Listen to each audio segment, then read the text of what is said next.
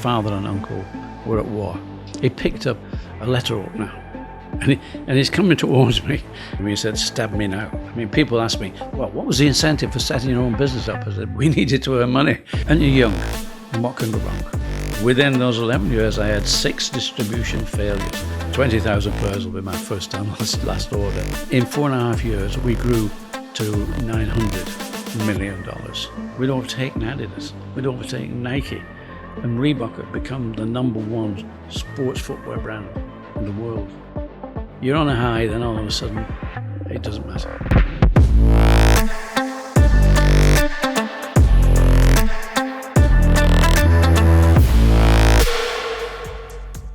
Today's guest is the incredible Joe Foster.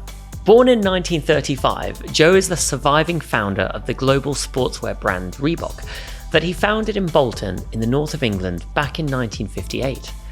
Joe was born into a family of shoemakers.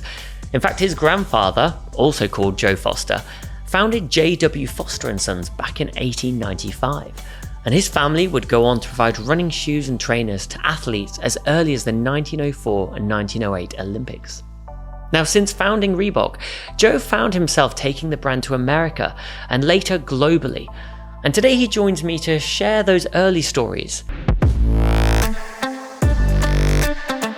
Well, Joe, welcome to the show. It's so good to have you on. How are you today, sir? Ian, I think I'm okay. It's getting up at 6 o'clock in the morning and doing a long trip like that from... Well, north, I think, but no, I think it was south of Paris, all the way through to Calais, then on the tunnel, and then driving to London. You know, the worst part about it is driving into London, because the M25, you just like cross your fingers. Will it be blocked or whatever? But Julia was driving, and I just sort of relax. And Julie, so I'm good. Yeah. Oh. And Julie, of course, is your other half, who I know is in the audience today whilst we're having this conversation. And hope people listening to this know that you've travelled 600, was it miles or kilometres today? And we're having this conversation. So I'm glad you're okay. Well, Joe, before we got started today, we looked at your graph of life here, just looking at some of the highs and lows. And we'll go into those a little bit later. But I do want to start right back and ask you, what is the earliest memory that you have in your life? Well, I say my earliest memory is going on holiday before World War II. It was about 1938. Might have been 39, although the war started in 39, but about 38. And I remember went to Torquay, which was in those days like, wow, it was exotic. And I can just remember walking on this pipe, probably a big sewage pipe, but we ran out to sea, and I walked along it and fell off. I was rescued, though, as you can tell. And you just fell off. Who rescued you? Somebody came and picked me out of the sea, of course. How old were you then, do you think? I'd be 3 or 4. Wow. Yeah.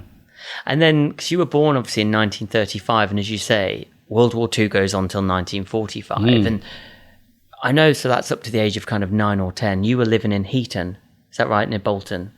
Heaton in Bolton, yes. It's the north of Bolton, which is elevated, really. It's elevated above Bolton and above Manchester. So, yes, quite a nice area. Yeah. But obviously, you mentioned in the past, though, during World War II, you saw bombing going on in Manchester. And what was that like for you as kind of a young lad? Well, you know, you're young. This is life. That's what happens every day. You know, when you're kids, it's a daily happening. It doesn't matter, really. Yes, we could, from the bedrooms, we could see Manchester. We could see the bombs. We obviously couldn't see bombs dropping, but we could see the result, and that was this red glow over Manchester. And I think one of the vivid memories of that time was when the air raid siren started and came on, and then, of course, when it ceased fire. So they'd gone to a different siren. But I mean, those are quite memorable. And whilst they were bombing Manchester, we did get a few stray bombs. Wow. And one landed near to the J.W. Foster factory. That was the parents' factory, they were shoemaking. And it actually landed on a chip shop. Wow. Killed everybody. Gosh. In. And it was either that bomb... When they'd finished whatever they were doing, they would just get rid of the bombs and fly back home. And that was it. And one did drop near the factory and blew the factory window in. Wow. And I remember Dad saying he didn't bother going in through the door, he just went in through the front window. But he did bring back a big piece of shrapnel. Really? From off one of the bombs. And we had it for years, absolute years, but don't know what happened to it because everybody moves about, things happen and we move. But yeah, I mean, that was a memory. Yeah. When you're young, you never forget. And then, so that's 1945, and then of course you're kind of 9-10 years old around this point. And as you go into your teenage years then, 12, 13, 14, what was the voice in Joe's head like when you were a young lad? How did you used to speak to yourself? Were you... Well, I guess that my father always wanted me to be an athlete. Okay. And I could run pretty well. I was pretty fast, and plus the fact I had spiked running shoes. Who had spiked running shoes in World War II? Yeah. I was the only kid on the block that could have spiked running shoes. But I didn't like it. I hated running. No, it wasn't for me. It's you were either born with a skill, and you could coach it up a bit, but beyond that, no, running wasn't for me. So I objected to that, and I think my father eventually gave up on me. But I wanted to play football. I wanted to go out with the kids in the street. Why not? Yeah. What do I want to do? Practice starting. Yeah. I didn't want to do that. Right. No. So I was probably a bit single-minded, a bit sort of. No, if I didn't want to do it, I wouldn't do it. So. And then, so as you say, that's kind of in those teen years as you're growing up, didn't want to be a runner, but you had the spiked running shoes because, of course, your family have been in the shoemaking business for many years. And I know it was just at the turn of the century even, J.W. Foster and Son, that's your grandfather. My grandfather, yes. Just tell me a little bit about him and what the business that he created. Well, for certain, he was a genius. Yeah. He is... people say he invented the spike running shoe. So he's credited with that. Whether he did or whether he was just at that time, he certainly pioneered spike running shoes. By 1904, he did that. 1895 was his first pair of shoes. And they weren't a big success. They fell apart. But he got it right.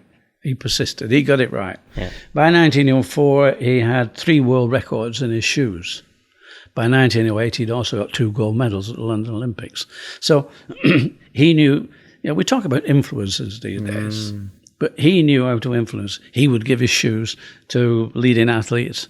And of course, that we didn't have much promotion or advertising, but they did. I think it was the Sportsman or something. It was a paper in Manchester, and they used to advertise in there all the time. And there was little adverts, and he put the names of people who broke records, people who were winning. And the reason for that was in the north of England, we were not really. It was a bit more difficult to sort of, sell yourself. Okay. Because his biggest opposition was a guy called G.T. Law. Okay. G.T. Law made the shoes for Bannister when Bannister broke his 4-minute mile. Right. And but G.T. Law didn't advertise. He was at Wimbledon. People just walked in and he just made shoes for them. So nobody knows of G.T. Law. But Foster's, he used to advertise, and he put some crazy adverts in. He really did. Like what? If you don't believe that Foster's running shoes are the best shoes you've ever worn, we'll give you £100. Now, can you imagine £100 in sort of 1900? Yeah. I mean, wow. That's incredible advertising. Yeah. And was he inspired by his father, Samuel? His grandfather? His father, I've forgotten what his father's name is. It's his grandfather that inspired him. And his grandfather was a cobbler. My grandfather's father, he was a confectioner. But obviously grandfather didn't want to be a confectioner. So he used to go visit his grandfather. Yeah. And not only did he repair street shoes, he also repaired cricket boots. Okay. And we're pretty sure that he got his idea from why do cricket boots have spikes in the bottom? What gives you grip? Yeah. So we're pretty sure that grandfather said, it gives you grip, and he thought about that. Why? Because he was a member of his local Harriers, and he thought, why don't I make a pair of shoes with spikes in the bottom for running? Which he did. Yeah. And I said, that's the start of his business. Which is fascinating, and we'll get onto it later, how so many people, I think, have great ideas, but obviously your grandfather took the action and did something about it, which has been so powerful over the years. And I guess, Joe, what I want to get to now is that as you were growing up, you know, your grandfather, should I say, he actually died 18 months before you were born. And He did indeed, yes. so you were born on the 18th of May 1935, which Yes. same day as your grandfather. My grandfather's birthday, he was in 1880, and Wow. so I was born on his birthday, yeah. It was either 15 or 18 months after he died. Yeah. And of course, grandmother, I was a favourite then for grandmother. I mean, I was pretty obvious, yeah. So that's why I'm called Joe as well. Wow. My mother didn't like the idea of me being called Joe, but Grandma insisted. Her mother was scared stiff of Grandma. Yeah. She's absolutely scared of Grandma. Mess with the mother-in-law, yeah. Yeah. So I came up with my grandfather's name. And then, like, having that over the years, you've just spoken so fondly about your grandfather pioneering everything that he's done. Do you feel that had a bit of an influence on you? Was there a pressure? Was there an expectation that you felt, God, Joe Foster has to live up to the J.W. Foster name? I don't think so at the time, because I never met him. And the company, J.W. Foster's, again, when you're young, you don't really take these things in. And there was nothing. In fact, we knew very little about grandfather. Very little, apart from the fact that I was born on his birthday. Yeah. We knew very little. We had to dig it out. When Reebok became reasonable size, we managed to get somebody to spend days and days and days and weeks and weeks and weeks in the archive in Manchester and dig out this information. I mean, I still think my grandfather. Yeah. You've heard of Chariots of Fire, the film Chariots of Fire. Yeah. Well, those three athletes, Harold Abrahams, Ellis, and Lord Burleigh, they all won gold medals in the 20s. I think Paris was one of the players, but they all won gold medals, and then they were immortalised in the film Chariots of Fire. But my grandfather made their shoes. They got the gold medals in. So, I mean, I can't help but think, fantastic. But we didn't know that. Yeah. Jeff and I did not know that. We didn't know that until we had set up our own factory. But why did you not know that? We'll come on to yours and your father's relationship later, but why were people not telling you all about your grandfather as you grew up? I don't know, really. I think if you go back to that sort of era, fathers in particular were not that close. Okay. You know, he went to work, he earned the money, he came home, then he'd go off to the pub at night with his friends and enjoy that. And by the time he came back, we were in bed. Yeah. Then he was up in the morning and away, gone back to work again before we got on the scene. So I don't think and of course it's during war years, those are formative years, and if he wasn't at the pub, he was part of the Home Guard. And speaking of that in the war years, because I know as you start to get older, 16, 17, 18, you then get called up for national service. At 18, yes. Yeah. So tell me about that then, because was that you and your brother and you went off? What was that like for you? Well, for some reason, I went at 18, which I was the first. They should have gone at 18, unless you were apprenticed or doing something, then you could defer. Okay. So they had deferred Jeff. Jeff's 2 years older than me, and they deferred him for 3 years. So Jeff went in about 9 months after I went. So I went first of all, and Jeff followed. So we were both away from the factory more or less at the same time. And, you know, mother's not making your meals anymore. She's not doing your washing. She's not looking after you. You learn a bit about self-preservation. Yeah. It's like, how do you get on? And I, during sort of my teenager, and I took up playing badminton. Nice. And when you're in the inner forces, they love sport. They just love sport. And by chance, what happened is when I arrived at the Baldsey, the radar station that I went to, they'd just lost the first match, which was for the RAF Cup badminton. But everybody who lost the first match, they went in to play for the Shield. So we got in to play, and we won it. I managed to sort of strengthen our team quite a bit, so we won it. and we actually played the final at Wimbledon. Wow. And all the, not all, but anybody, the RAF sporting top brass were there. So you got noticed. Yeah. And once I got noticed, I hardly ever went on the radar station again. I was just playing badminton more or less for But at this over point, 12 months. You're playing badminton during national service, as you say, and then are people aware that you are the grandson of J.W. Foster and Sons? Are people aware of the shoes? No. Nobody had heard of J.W. Foster and Sons. Really they were a performance product. And performance product, that's where it stayed. So if you were not into track and field, or even a bit of cross country that you used to have in those days, but if you were not involved in that, you didn't know. Even though the J.W. Foster brand was international, particularly in those days, the Empire. So Canada, Australia, New Zealand, India, we were exporting to all these places. Which is amazing. In the early 1900s, this is your grandfather, straight out of Bolton, exporting all around the world. Exactly, yeah. But again, going back then, you're in national service. When you come back, your father, I understand, has taken over the business from his dad, your granddad. But when you come back, the business is in a bit of a different state to when you went in national service. What was happening? Well, when grandfather died, grandmother took over. So while she was there, she was obviously an influence on father and uncle, because she actually died whilst we were both away on national service. And when we came back, my father and uncle were at war. They were at each other's throats. People have heard, I think most people have heard about Addy Dassler and Rudy Dassler. They were the same. They were brothers. They couldn't get on. There's 5 years difference between my father and uncle. Maybe the age gap, maybe something else was there, but they just couldn't get on. With Addy Dassler and Rudy Dassler, Rudy had the good sense to leave and set up Puma. With the Fosters, they just feuded. They just fought. In fact, when Jeff and I we came back, it was more than one occasion we had to drag them apart. Really? They were actually fighting. And over what is that, the direction of the business? What were they? What was they were big? 50-50. This is a business. Yeah. You can imagine what was happening to the J.W. Foster business. It was going down. There was no incentive. And I asked my father on more than one occasion, and all I got was, "Look, Joe, when I'm gone and your uncle's gone, this company's yours. You can do what you want with it." Right.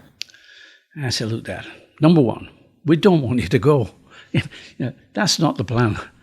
But this business will be gone long before you're gone." Didn't make any difference. Now, I don't know whether that was the fact that they both lived through 2 world wars, and whether that took the edge off any idea. But he was only in his early 50s when we left, so he wasn't old. I really can't understand what was going on, why they allowed that business. It was great because I talked about the 1920s. Yeah. We do have a replica of letterhead from 1920s, which we give out when we send books out. Shoemaker, by the way. When we send that book out, we put one of these letterheads in it, and there are 96 teams. Okay. And they're all it's now Premiership, the Man United, Man City, Arsenal, Liverpool, he supplied all those with football boots and training shoes. And this was your grandfather? That's my grandfather, yes. And a lot of the rugby teams as well. So he supplied, and how they lost that business, I have no idea. They just lost it. And then, that's the thing, we'll come on to this later about entrepreneurs today, because we've only got so much energy and people can put it into the arguing, the fighting, or focusing on growth and the good stuff. And at this point, you've come back from national service, your dad and his brother are feuding, arguing, and if I'm not wrong, are they running 2 different factories next door to each other? Well, actually there were 2 buildings put together. Yeah. But my grandfather, my uncle, he was running grandfather's business, which was hand sewn. Okay. Turn shoe, which is a fairly lengthy job, as you can imagine. They're sewing the whole thing together, and I think my father must have had the incentive, the idea that really we've got to start mechanizing. or we're never going to produce enough quantity. So next door, he sort of set up his little factory, which was more, you could say handmade, but not hand sewn. And so they kept separate books. They did everything separate. It was quite amazing, really. When I look back on that now, I think, well, that should have been very obvious from the earliest of days when I was working there, but it wasn't really. It's only when we've been in the national service and we started to have a different view on life. You do change your view on life, and we came back, and both Jeff and I, when we came back, we saw what was going on at the Foster's business, and that was it. I mean, people ask me, well, what was the incentive for setting your own business up? I said, we needed to earn money. Yeah, we needed a job. And so you've seen your dad and your uncle kind of at each other's throats running this business. Yes, yeah. You've challenged your dad to say, let me take over. He's saying, no, not a chance. You then decide to set up a business with your brother Jeff. Right. But before we get into that, was there a part of you that thought, hang on, bloody hell, should I set up a business with my brother? Look what's gone on with my dad and his brother. Did that cross your mind at all? No, not really. We left the business and I got the blame. Because I was much more outspoken than my brother. Jeff was quite happy to go along and do things, but he was keen that we should do this. I mean, he could see it was very obvious. He could see there was no future in the J.W. Foster business. We couldn't rely on the fact that my uncle would die and then my father would die. Well, we didn't want to rely on that fact. But so I was accused of taking Jeff out of the factory, so I got the blame. And I think what happened then, Jeff was always ready to sort of say, oh, well, what should we do? How should we do this? And we came to quite an early agreement because I didn't like making shoes. It's too repetitive. I would go to sleep doing that. And, not for me. But Jeff said he loved the factory. He really loved the factory. He loved making shoes. He loved doing all the preparation work, making the patterns and things like that. And I hated it. So we came to Jeff said, I'll look after the factory, you do everything else. So it was my job to find the pulse.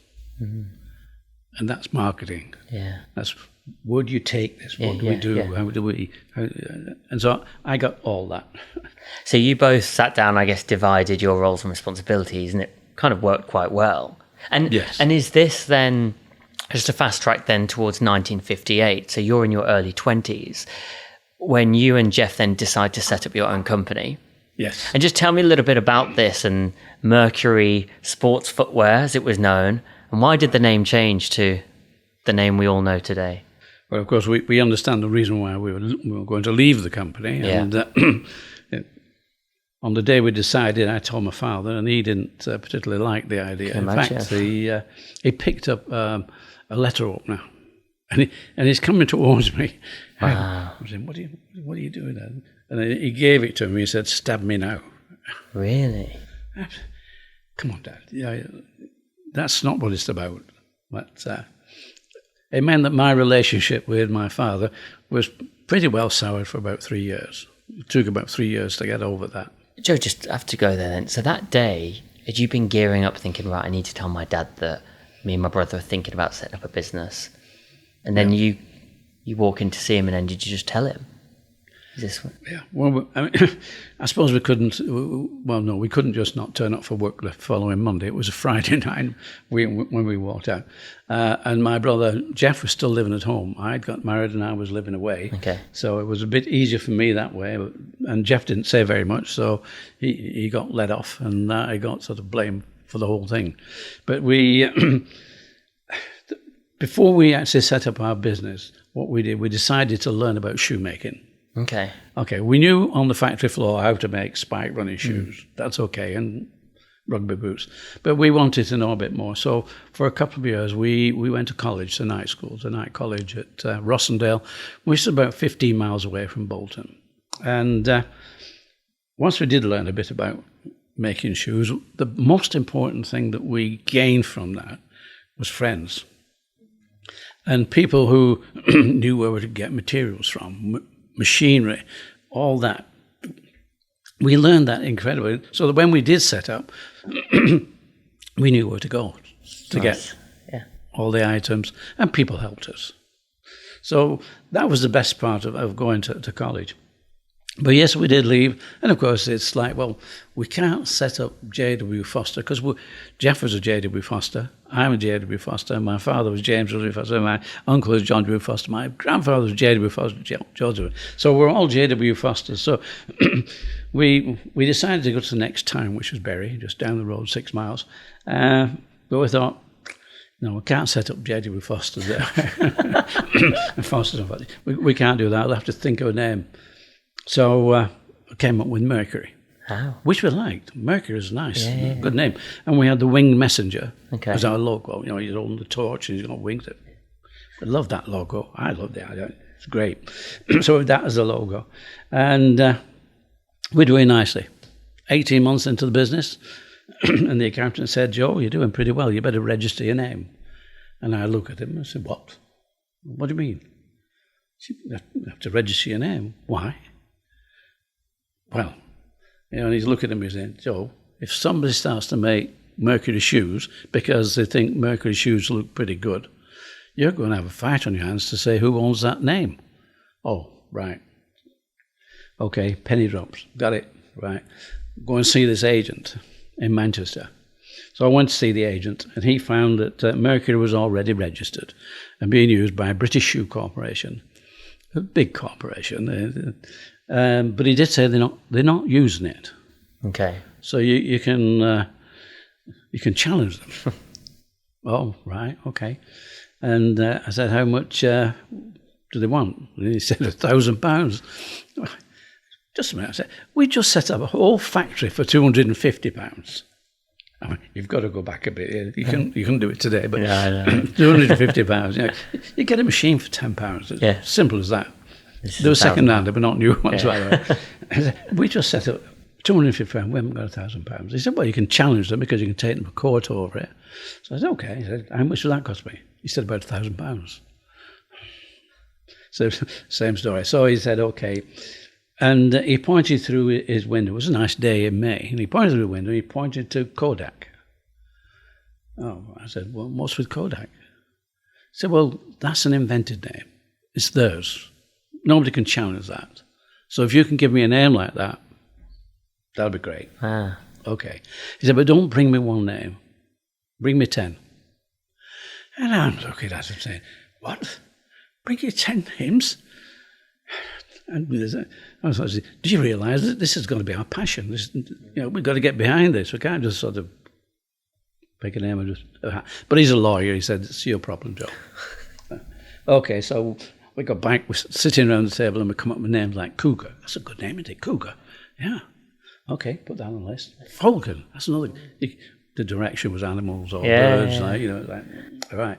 So we had all this. But now I'm going to take you back to 1943. Okay. 1943, middle of World War II, just like COVID, you couldn't go anywhere. But they did have stay-at-home events. Right. And they had an event, Leverhulme Park, they had an event, an athletics event, of course, and one of those was a 60-yard race. And I think I had a bit of an advantage. I think it gave me a start. So, fine. But I won the race. Okay. With my spike shoes, nice, ran away, won the race. Great, fantastic. And I go up to collect my prize. And what's this? It's a dictionary. A dictionary? It was a Webster's American dictionary. And I'm saying, just a minute, where's the football? What can I do with a dictionary? Yeah. I suppose I could kick it about a bit, but it's like... So in disgust, I think I threw it somewhere. Because you're only like 8, right? 7, 8. Yeah, I was 8 years old. In fact, so about 2 weeks ago, it'd be the first week in July, because that was Bolton holidays, and that's when they had the events. So 80 years ago,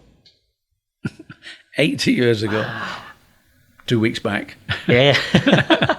That's amazing. I won my dictionary. Yeah, my American. And can you still picture that day? And you can picture the dictionary. Oh, yeah, I can picture that. That's amazing. Yes, Yeah. I was a bit disgusted. So you're stood there with a dictionary for winning. That's right, yeah. I mean, in earlier events, I'd won a set of knives and forks, and I'd also won another book, Robinson Crusoe I'd won. When I was 7, I won that one. Uh-huh. But I was definitely disgusted at this one, not kind of a dictionary, and an American dictionary at that. You know, they don't even spell things the way we spell. You know. So anyway, that's the dictionary. And now we can fast forward back to 1960 when we're looking for a name, and my dictionary, my American dictionary, is sat there next to me, and I like the letter R. Why? Don't know why. Just something. It seems a strong letter to me, but I like the letter R. So I open my dictionary at R, and it doesn't take you long to thumb through before you come to R-E, R-E-E-B-O-K. Okay, what's that? A small South African gazelle. We're a running company. Gazelle. Fabulous. Top of the list. It's got to be the top of the list. So that and another 8, 10, 9 names. I took that to the agent, and I said, look, as I've said before, we need to be in love with this. We're in love with that already. Wow. And he said, well, we'll put it through, see what happens. And as it happened, it was the only one that came out with only a couple of little question marks. One was Railbrook, and Railbrook was a Tootles shirt. Okay. Railbrook. And the other one was Reebok, and Reebok was ladies' underwear. He said, well, I'm also the agent for Tootles, so we're not going to complain. And they said, I very much doubt you'll get any objection from Reebok. Okay, you can have that. He said, but the registrar, because of that, he's made a caveat, and that is that you've got to go into Section B of the register. Okay, a month ago, I didn't even know there was a register. So, okay, fine. And he said, the reason for that is if somebody decides to make shoes, athletic shoes, out of Reebok skin, we can't stop them. Well, we looked at each other and said, no, that's never going to happen. It's impossible.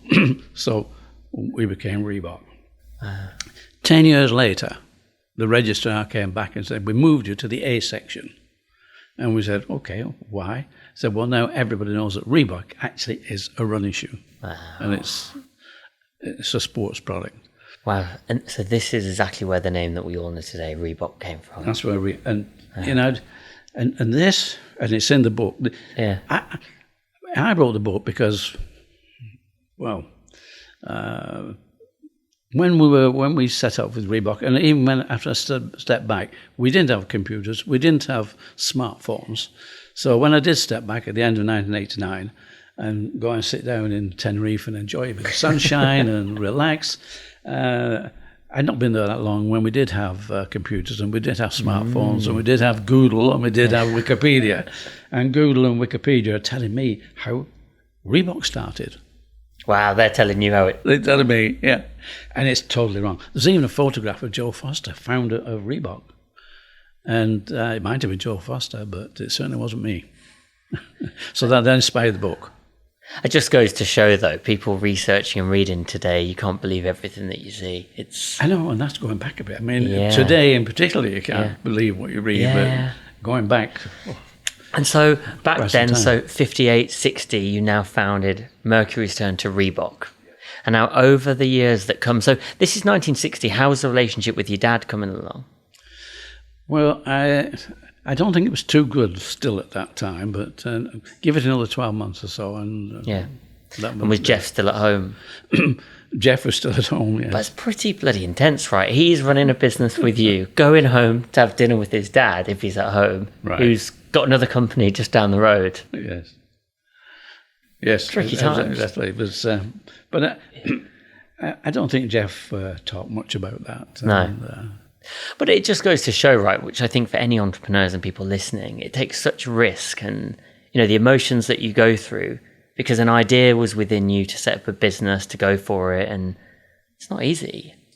Well, I think we've just done 2 years of national service, which gives you that sort of, well, I can exist by not being at home. You know, I can exist. There are other things out there. Yeah. So, and you're young. And what can go wrong? You're young. Yeah. And I think I was more of an optimist than Jeff ever was. But for me, it was, we can do this. Why do you think you've always been such an optimist? It's to do with your genes. Maybe my grandfather was an optimist. I don't know. I think you're born. I know people ask, so can you become an optimist? And if you're a pessimist, I think you're always a pessimist because that's the way you look at life. But if you're an optimist, again, you can do some stupid things because of optimism. Yeah. But if you don't do anything, being an optimist, it was always, you look on the best side. And then from 1960 there with Reebok, I fast track through towards 1979, because for those 19 years just before you head over to your second trip to America in 79 where things start to change, was that you really just working hard 19 years, growing the brand, pushing the marketing? What was happening those 19 years? Well, we did realise, because when we left the J. Edward Foster company, Adidas, they were already in the UK, and they had taken the soccer market, football market. They'd taken that. And to get into football would be too expensive. We just couldn't compete on that. So we started to look for white space. Okay. And white space for us was where are the markets that are too small for Adidas, or they don't even know about it, orienteering, cross country. There were a lot of small events that we could grow. And so we grew in the UK. And we became known as the athletics company in the UK. And we dodged away from Adidas. We didn't think that was the big fight. But then we got to the point of saying, okay, now what do you do? Do you increase the number of products you're making? In other words, do we go into football? Yeah. Or do we increase the area that we're working in? And for me, America was always there as the big market, certainly for athletics, because there was every university and college, they have coach, and coach is a god in America. And you can go to these colleges with a scholarship. I think there's one in the UK, Loughborough. Yeah. And if you discount that, nobody else. So many colleges in America you can go to on a sports scholarship. And I knew one who'd been working with Foster's.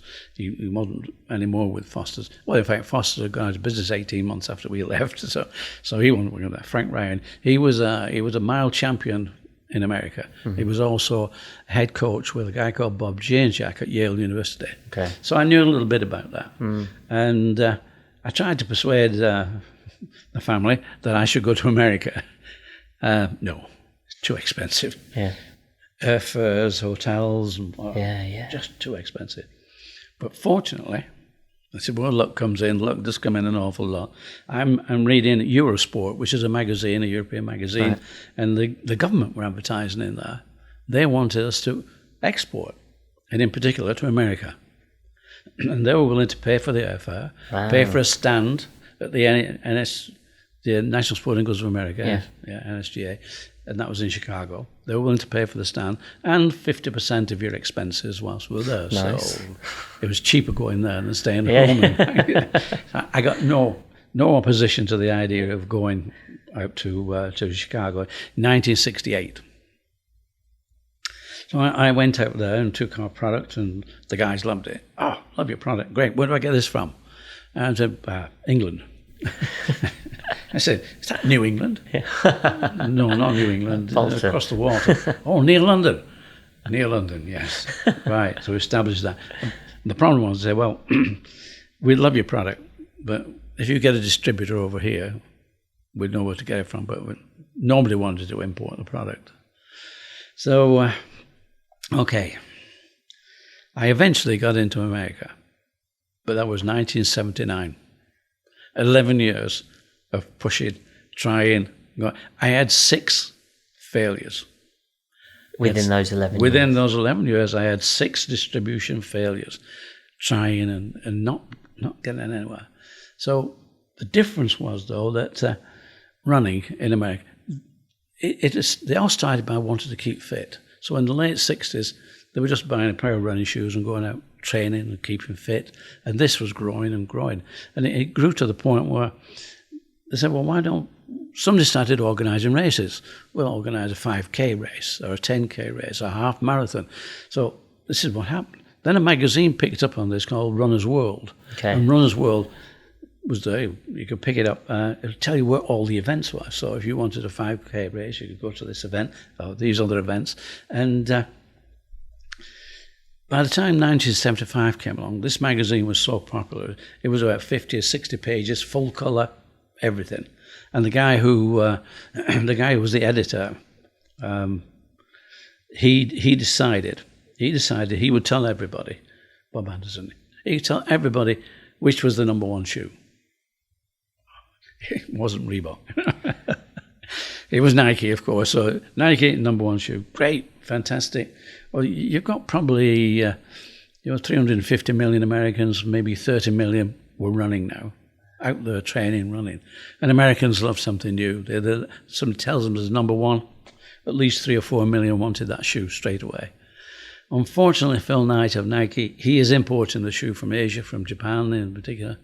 And the sudden demand, they just couldn't increase the production to that. It was impossible. So over 12 months, all the American retailers wanted this shoe. A lot of runners wanted the shoe, and they couldn't get it. So after 12 months, Bob Anderson, he decides he'll change which is number one shoe, which he did. Again, it wasn't Reebok. Okay. It might have been a Tonic or New Balance or whatever, whoever it was. Same problem. Wow. Couldn't get the production up. And so everybody wants to be number one to some extent. But the problem was demand. Those products were imported, and to get the production was impossible. So the year after, I think it was about 77, 78, when he decided he would change from telling everyone which is number one to having star ratings. Okay. And if you got a 5-star shoe, that would represent being a number one. But you could get 4 or 5. Right. That was the time I knew we could make a 5-star shoe. I thought I knew we could make a 5-star shoe. And we did. We actually did. And it was in the February, I was back in the February in Chicago of 1979. And by that time, running was so big, people were wanting to buy my shoe anyway. And Kmart, they're a big retailer in America. They came on and said, I want 20,000 pairs.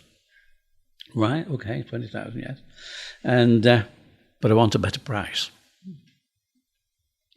Well, we knew that if we were going to get a 5-star shoe, number one, we would need somebody to help manufacture them, because our small factory couldn't cope with the deliveries. We knew we couldn't cope. Number two, we knew we'd have to look at the Far East, because that's where we could get the shoes at a third of the price. Right. So we knew that. And a guy down in London, Barter, I don't know if you might not remember Barter. Barter is still the biggest by volume, the biggest shoemakers in the world. Wow. They used to have a shop on every high street in this country. But they made popular shoes at low prices. But they had big factories. And my friend had just gone there to set up their sports division. Mm-hmm. So he said, Joe, look, if you get a 5-star shoe and you want a product, we'll make some product for you. Okay, right, fine. But when of course the guy from Kmart said, but we want a better price, I'd also been talking to the agent of one of the biggest factories in Korea, and they were preparing to make samples. So I knew we could cope with that. And that's okay. But towards the end of the 1979 show, a guy called Paul Feynman came onto the stand. And we're talking. And I could get on with him. He was like a guy I could talk to. And he was running a company called Boston Camping that sold fishing rods and tents and all the stuff. But I could tell the way he was, they'd been doing this for 10 years. And they were just going around the fishbowl. He was just doing what he did 10 years ago. He was still doing that. He was running the company with his brother and his brother-in-law. Right. And it was a nice company. Right. And he said, Joe, you get a 5-star shoe and I'll be your distributor. Okay, this is number 7 in the list I'd gone through. Said, okay, Paul, that's great. Come and have a look. I said, we've got a 5-star shoe. This is going to be it. And he said, Joe, it's not a 5-star shoe yet, is it? I said, I think it's going to be. He said, you get a 5 stars for that shoe, and I'll definitely be your distributor. This is in February. Yeah. The shoe edition doesn't come out till August. Right. So, okay, I go back to America. I've got to go and see Kmart and have a chat with them. And I decided I would also go and see Paul in Boston. I went to see Kmart, and the reception, they said, well, you go through that door, and I'm called Biasati. You'll find him, I think he's row 6, sort of desk number 10 or something like that. I walked into this room, and I'm looking at all these buyers. Yeah. I'm thinking, this will never do it. Yeah, he's just buying for space, and if Reebok don't actually make enough money for that space, 20,000 pairs will be my first and last order. That will be it. So we sort of, I said, yeah, well, we'll look at it, and left and went to see Paul. Paul took to his little business. It was very nice. It was super great, fantastic, and we're still waiting. But his business, I could see we could just sort of slot in, be nice. I went back. At the end of July, it's usually the week before the issue comes out, the book comes out, and I phoned Paul. I said, Paul, can you go down to the kiosk, the local kiosk? They've probably got the Runner's World now, shoe edition. Took him an hour. He came back. I think I phoned him about 12 o'clock, which is 7 a.m. in Boston, so probably got him out of bed. He came back about an hour later, said, Joe, Aztec, that was our shoe, 5 stars. Wow, we made it. He said, not only that, your other 2 shoes, we had Midas, which was a racing shoe, and we had Inca, which was a spike shoe. That was our gold range. They all got 5 stars. Wow. That was it. We talk about high moments. That's one of those high moments. Yeah. We got into that. I was like, oh, we cracked it. So you got 3 5-star reviews. Yes. And as you said, I think for people listening who run their own business, it's so easy. People give up, they don't persevere, they get knocked down. As you just said, 11 years. 11 years, yes. 6 failures, and then finally this moment comes, not 1, but 3 5-star reviews. Absolutely, right? Yes. And then what happens next? So you're on the phone to Paul. He said if you get 1 5-star review, he'll be a distributor. He'll be our distributor, yes. So that was it. That was the start. And one of those moments where, you know, we've been pushing so hard to try and get into America. Yeah. But right now, they pulled us in because there was such an influence with this Runner's World that all the stores wanted the Reebok shoe. And to get that Reebok shoe, we went to barter. Okay. And as I say, they knew how to make shoes. Unfortunately, they were shoemakers. We were sports shoemakers. And there's a big difference because our shoes were meant to perform. Their shoes were meant to just be there. People could put them on, and they didn't have bare feet anymore. But that was about it. And everything they did time and motion studies on it. Right. And they actually changed our shoe. As you can see from this shoe, it's square across the bottom. Yeah. Well, the sewing machines, of course, they had to stop to turn these corners. Okay. So they decided to make that round. So they rounded the facing up so they could save time and save money and whatever. Also, Barter were a very big concern, and they had their own rubber factory. Right. Now, it was just about that time when EVA, which is a plastic rubber, spongy rubber, but made up very light, had just been developed. And so Barter decided they could make EVA. We bought it in from specialists, but they could make it, which they did. Unfortunately, probably about 10% of the sheets were undercured.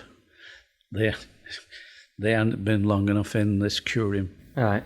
And which meant that 10% of the shoes, this cushioning just collapsed.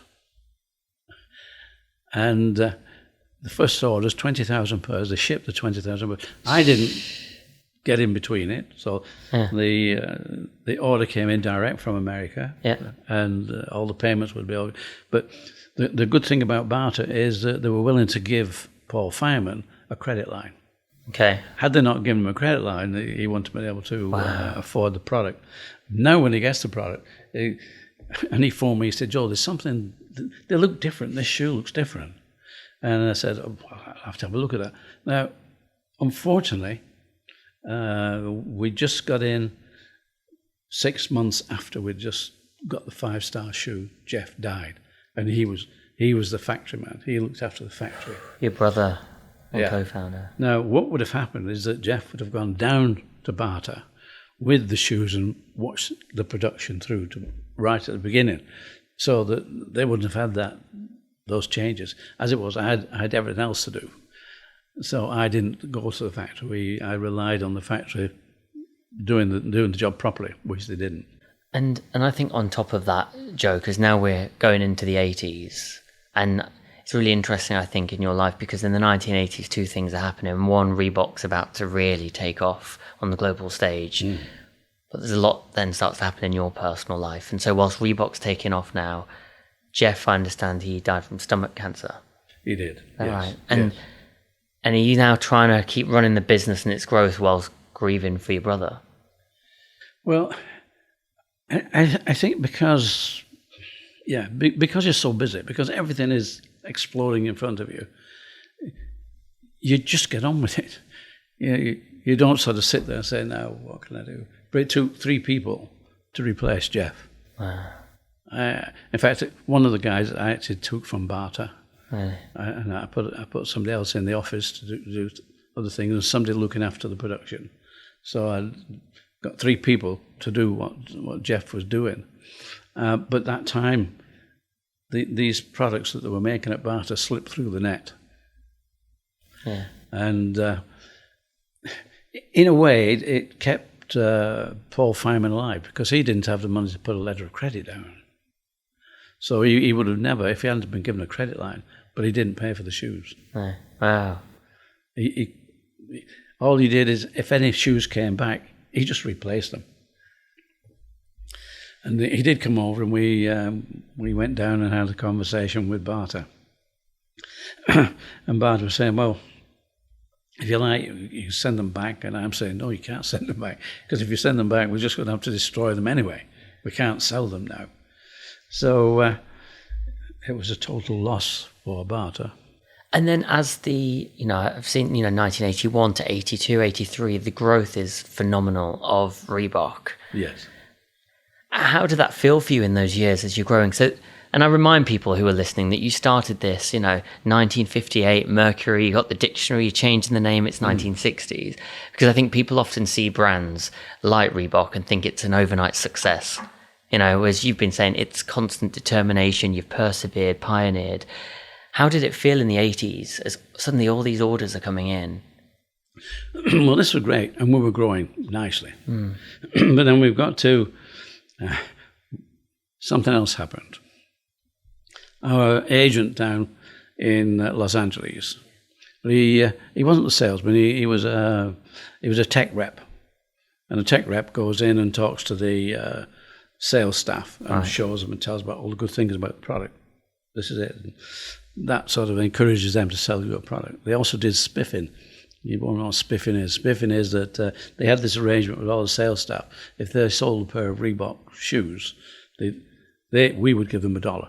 Okay. Nothing to do with what, Yeah. but all they got to do was rip this thing off and send it to us, and they'd get $1 for it. So for every pair of Reebok shoes they sold, they sell them get $1. But anyway, this is by the way, because Arnold, his wife, she's going to these classes, aerobic classes, and coming back absolutely full of it. Fantastic. And Arnold's saying to her, Frankie, what are you doing? And said, well, we're exercising to music. It's called aerobics. Really? Nobody'd ever heard of it, even though it had been around for quite some time. Yeah. So Arnold said, can I come down to your next session? He went down there. He saw the instructor in a pair of sneakers. Half the class in sneakers, the other half wearing no shoes at all. That was his light bulb moment. Why don't we make an aerobic shoe in women's sizes on a woman's last and with a nice love leather upper? That was his idea. Brilliant. I didn't know anything about this at the time. I'm in the UK and I'm thinking about global distribution. So Arnold took the next night flight over from LA to Boston, go and see Paul Fireman. Excitedly, he tells Paul all about this. And Paul saying, Arnold, slow down. Slow down. Whoa. We're a running company. We're doing very nicely. Why do we want to make shoes for girls dancing? Arnold didn't have an answer. He just said, it's exploding. It's doing. But Paul said, well, just keep an eye on it and see if it sort of goes anywhere, and then we'll think about it. Arnold wasn't satisfied. So he went round to the back door where our product man was, Steve Liggett. And he made a better job with Steve Liggett because Steve got him 200 pairs of samples, made exactly as he wanted them. And he gave them out to the girls down in LA, to the instructors and some of the leading girls. And it just took off. They loved them. What was your view on it at the time? At that time, I didn't know. Okay. Until, because they were made out of glove leather, they started falling apart. So 1 month after wearing these shoes, they were just falling apart. As it happened, we're in America and we're in Los Angeles, and the girls didn't bother. They didn't care. They just went out and bought a new pair. But we had to find an answer. Now I get to know about this. And I said, look, you shouldn't be making these out of glove leather. On saying that, we already did make a running shoe out of glove leather. Okay. But we use the suede side. Right. So we just use the suede. The aerobic shoe, the finished side, the skin side, was finished with like a paint, because it's white. When they colour them, these are all finished with paint. You just have to take that off, and you've got to rough up the leather so the adhesive will go in, so you can stick a sole to it. Well, glove leather is 1 millimeter in thickness, and when you've worked on it to get it rough, it's about 0.75 of a millimeter. Plus, where the edge is, it's very tender. So that was just falling apart. Okay, so brilliant marketing idea. And these women loved it. So what did they do? They lined it with nylon. Right. Well, that's okay. Makes it strong. But I said, you can't do that because it stops its breathing. And the foot will get so hot inside there. So what did they do next? They punched a nice pattern of holes in the front. To let it breathe. To let it breathe. And the lesson I learned from that is, marketing, they have more ideas than just shoemakers. And but we eventually got that right, and we got something more like a garment leather, which was thicker, so it could stand that. Okay. And that was great. And this now, over LA, just started to grow. And when Jane Fonda went out and bought a pair of Reeboks for her exercise videos, that was it. Wow. When we just got into aerobics, we were a $9 million business, which wasn't bad at the time. $9 million, growing nicely. In just over 4 years, about 4.5 years, we grew to $900 million. Yeah. And you just shared there about her with those shoes on in the video, going back to influences in the world we're living today. Yes. Almost no different back to what your granddad was doing in the Olympics. Absolutely. Now again in America, her wearing those shoes and everything is skyrocketing. And at this point, Joe, Reebok's skyrocketing. And again, I go back to the 80s because it's... You can go back wherever you want. No, but with all the highs in life also come challenges, because you mentioned, I'm looking on your graph of life that we looked at before, because 1988 comes around. Yes. And another really kind of your low moment comes in with your daughter. And just to share a little bit about that with me, 1988 and Kay, I believe is her name. It was really such a sort of... bittersweet, because we'd become number one. We'd overtaken Adidas, we'd overtaken Nike, and Reebok had become the number one sports footwear brand in the world. And yet there's nothing you can do.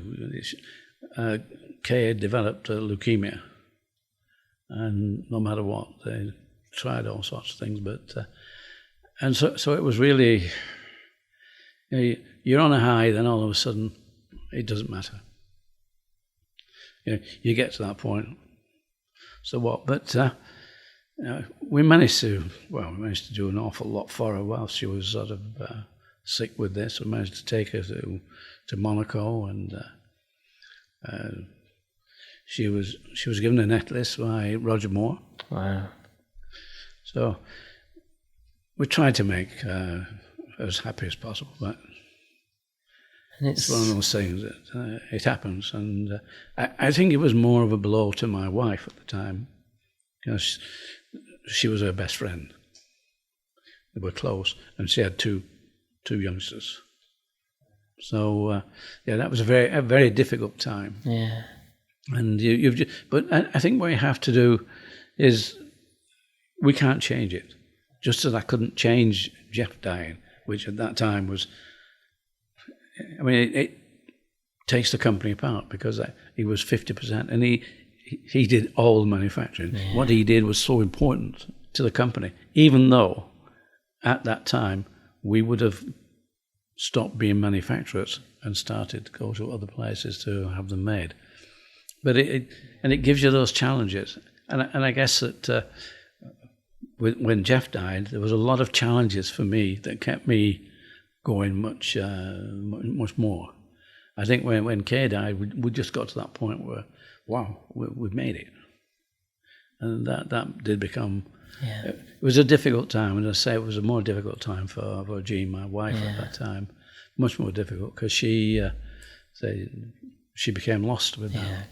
I guess that looking after the grandchildren gave her something to do and gave her something to think about. But for quite a period of time, it was difficult, and I think it was probably one of the reasons that I backed out of the company at the end of 1989.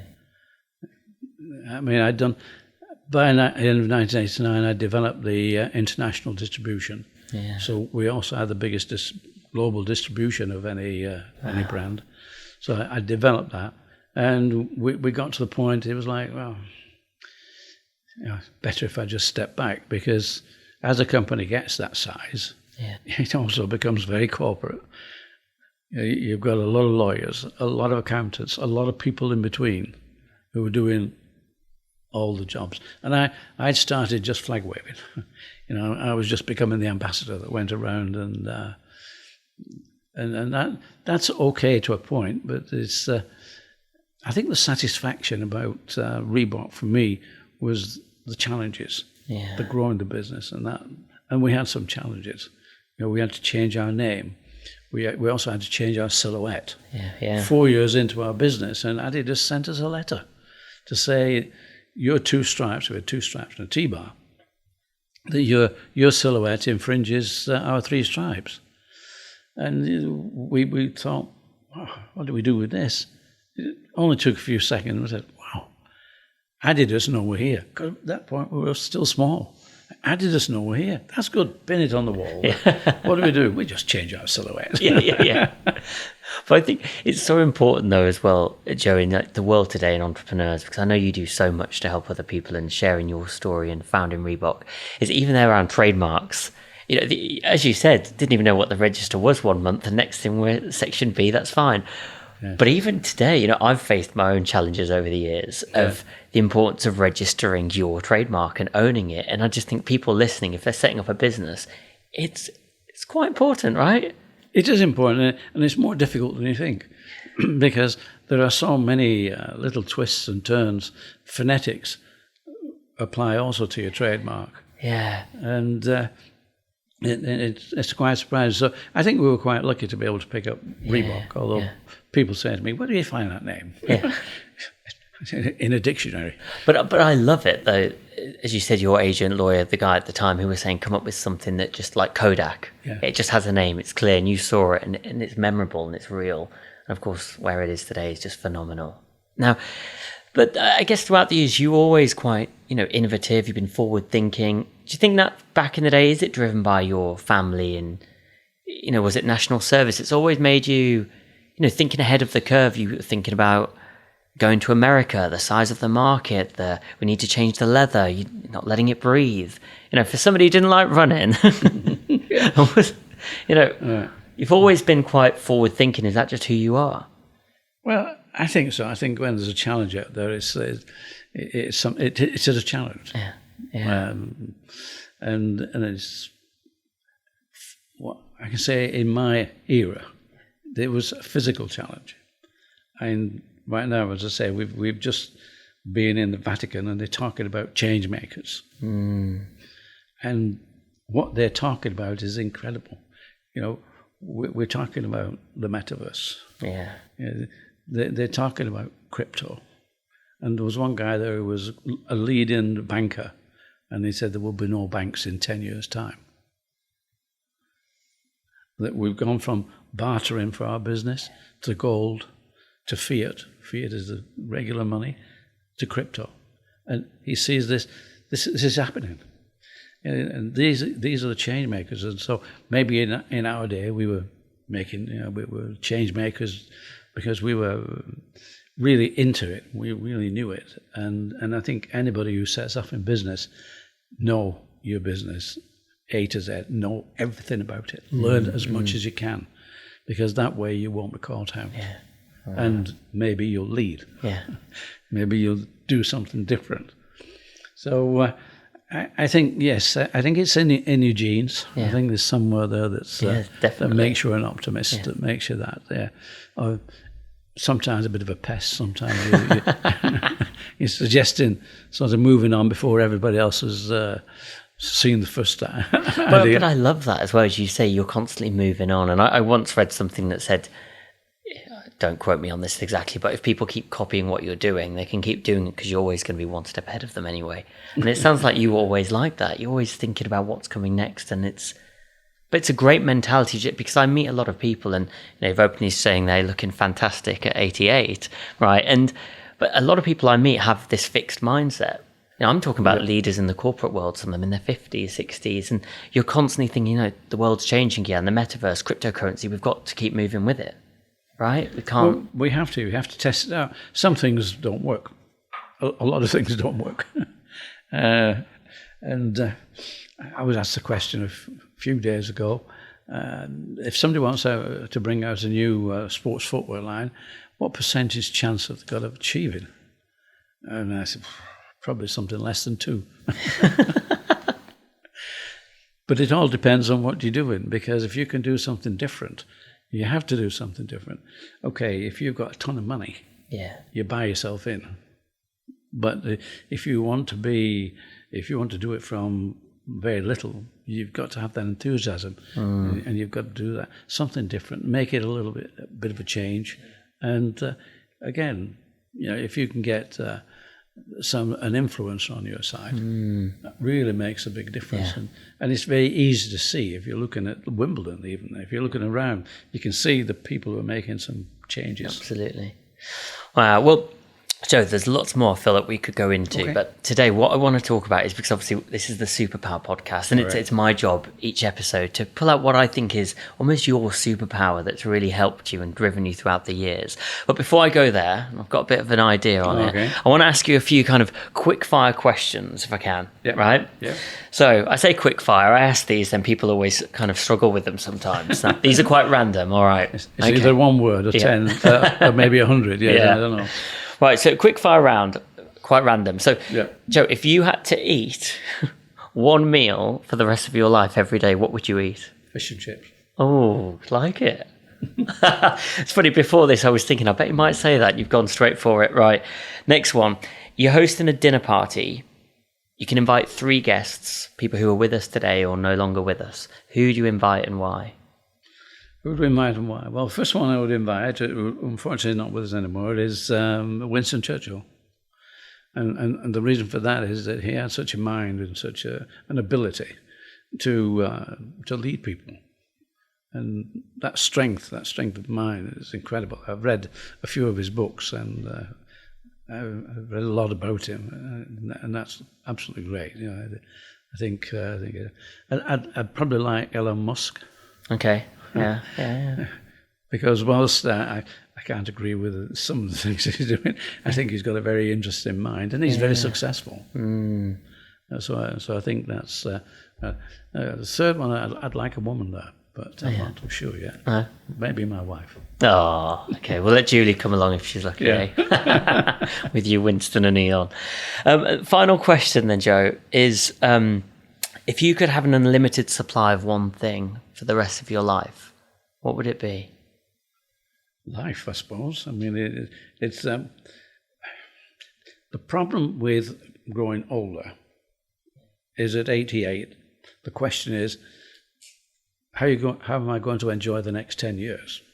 Because as you grow older, okay, I'm reasonably fit, but I did get COVID, which took it out of me. Really?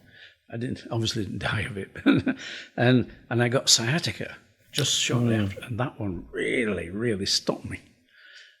And so I think I'd like to be able to keep moving, because I think moving is very important in this life. And it's coming up more and more these days about age, but it's don't let the old man in.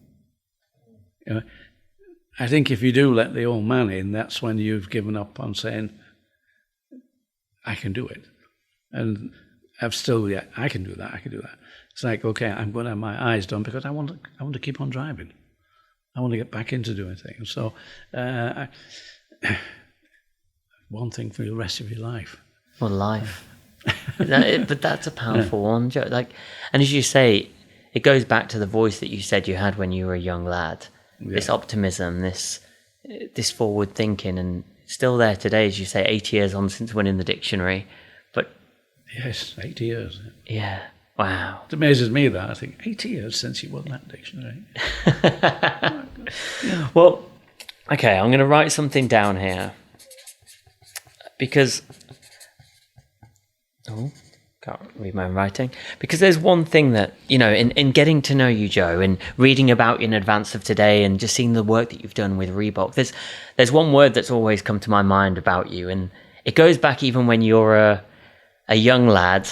You challenged your dad at the age of, what age were you there? You were saying when you came back 18, 19? Yes. 20, when you just came back? Maybe over 20. Yeah. Maybe 20. Okay. And then even just constantly forward thinking, innovating, and almost this perseverance that you've had in your life. And the superpower that I've written down, it's the word pioneering. Right. And the reason I've written that is just because I think that everything that you've done, you just don't settle for the status quo. So many people could have just sat there and think, do you know what? Yeah, let the business run into the ground, or let's just see how it goes. You've constantly challenged the status quo. You haven't accepted it. 11 years to get into America, and then you cracked it.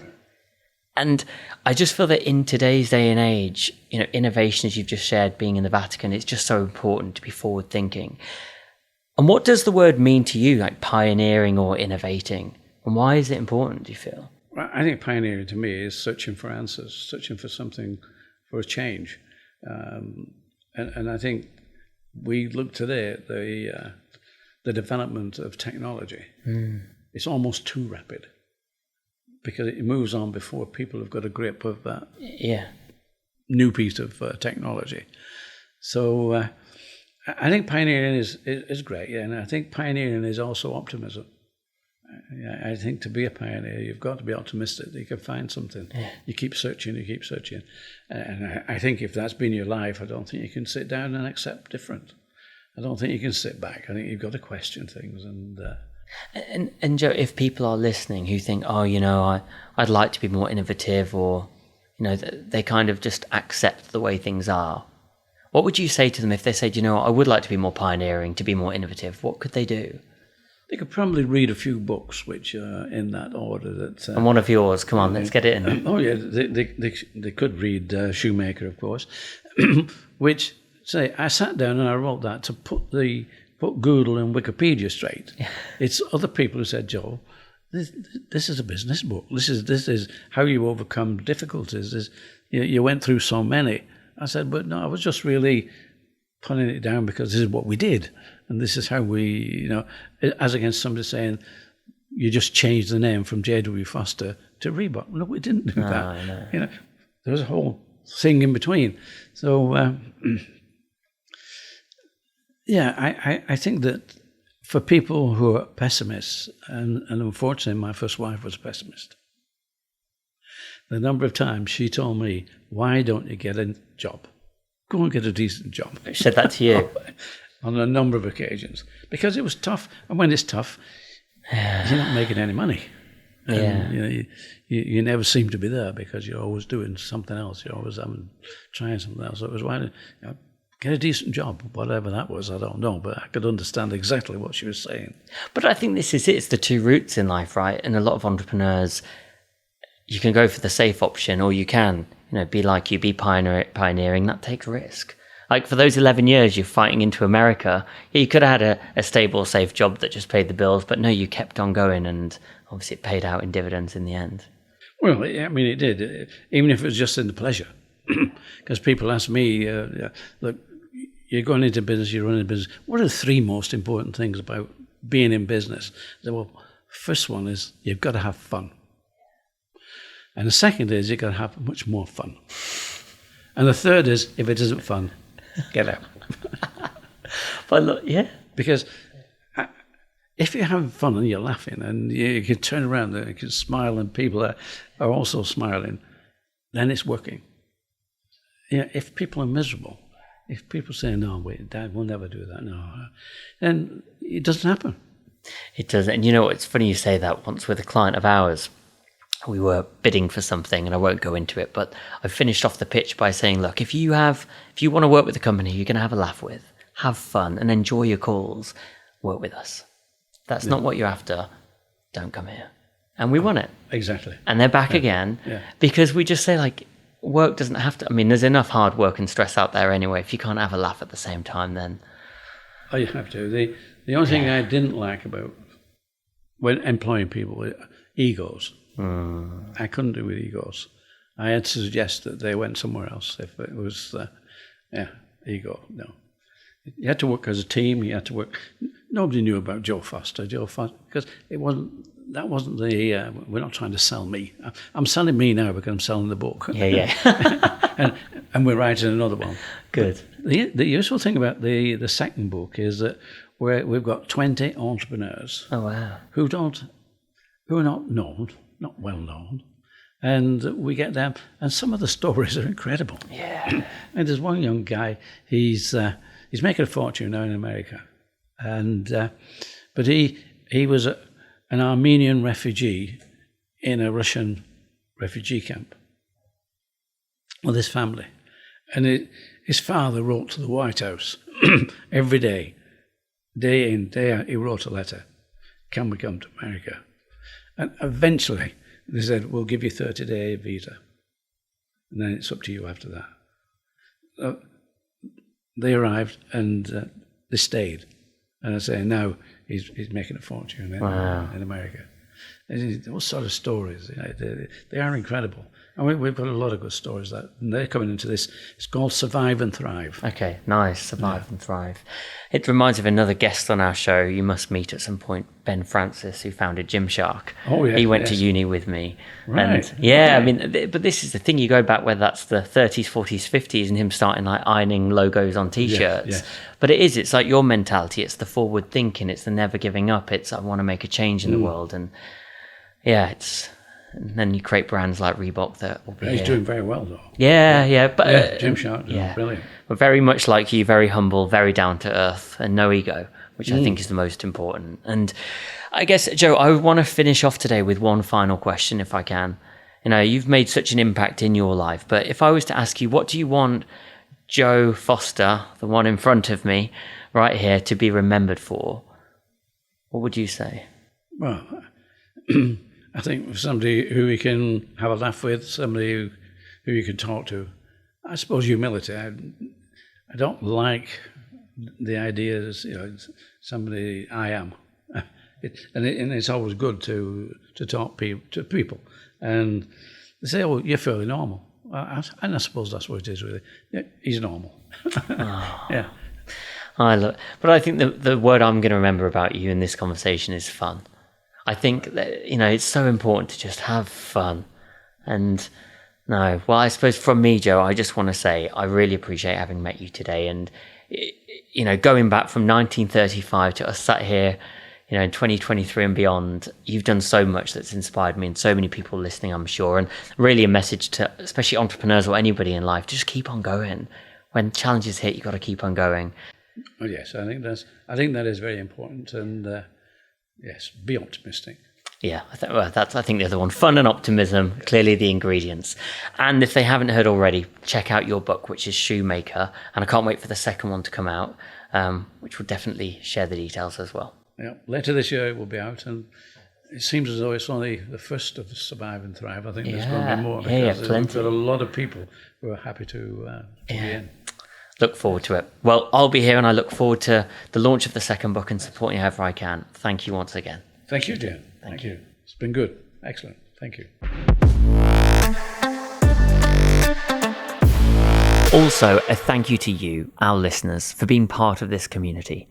By watching, subscribing, liking, and also leaving comments on all the videos, it honestly really helps us to grow the show and to invite more incredible guests to join us in the future.